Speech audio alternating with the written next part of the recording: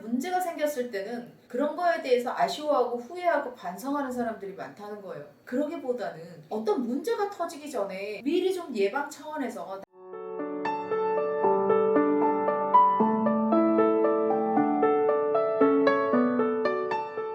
부부관계라는 거는 혼자 사는 게 아니라 두 사람이 사는 거잖아요. 그래서 두 사람이 같이 취미생활도 맞고 식성도 비슷하고 뭐 여러 가지 것들이 비슷하다면 너무 좋겠지만 이게 한 사람은 아이를 낳고 육아를 하다 보니 거기에 지쳐서 못하는 경우가 있고 그 반면에 남편은 자기 취미활동을 간간히 하고 아내도 그런 것들을 이해를 해주는 이런 사람들이 있는데 이거 굉장히 위험합니다. 왜냐하면 사람들이 밖에 나가서 취미활동을 할 때 혼자 하는 경우도 있지만 아닌 경우가 대부분이거든요. 그럼 아니면 그 속에서 또 다른 사람을 만날 수밖에 없어요. 사람을 만난다는 거는 문제도 항상 그 속에는 도사리고 있다라는 거죠. 문제라는 거는 뭐가 있겠어요? 사기를 당하거나 아니면 어떤 이성을 만나서 바람이 나거나 이런 경우 있거든요. 근데 어차피 둘 중에 한 사람은 집에서 아이를 봐야 되니까 남편보다는 내가 아이들을 돌보는 게 낫고 그리고 또 남편은 하루 종일 일주일 내내 일에 업무에 시달렸으니까 자기 취미 생활을 좀 하도록 내버려 두는 게 좋아 라고 생각을 해서 배려죠. 아내들 입장에서. 그렇게 해서 내보내는데 그러다가 바람 나는 사람들 되게 많습니다. 아이들을 뭐 누군가한테 맡겨놓거나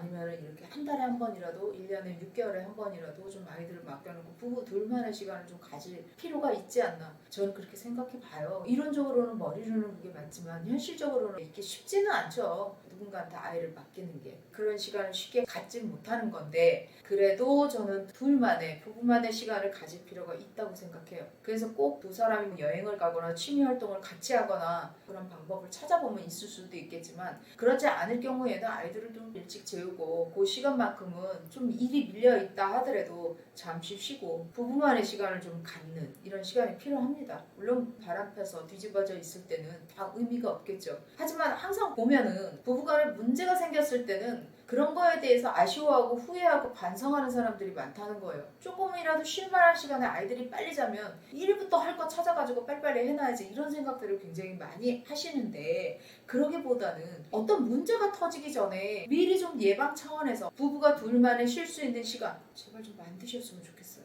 더 많은 심리 이야기가 궁금하시거나 상담이 필요하신 분은 아래로 연락해 주시기 바랍니다.